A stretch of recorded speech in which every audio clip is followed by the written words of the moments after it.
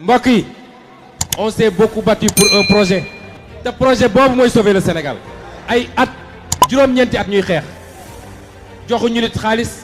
Georges Antoinette yéen ñi safo di seetaan les talibé Sonko TV dalate leen ak jàmm ci xibaar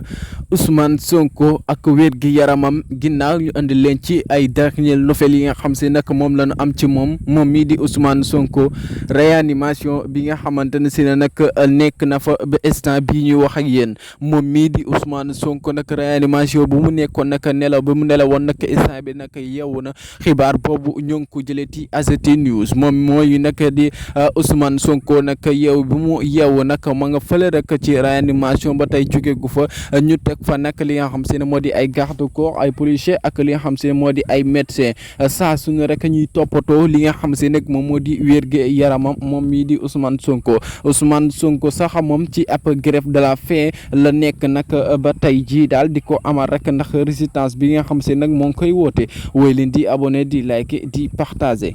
mbokk yi on s'est beaucoup battu pour un projet te projet boobu mooy sauver le Sénégal ay at juróom-ñeenti at ñuy xeex joxuñu nit xaalis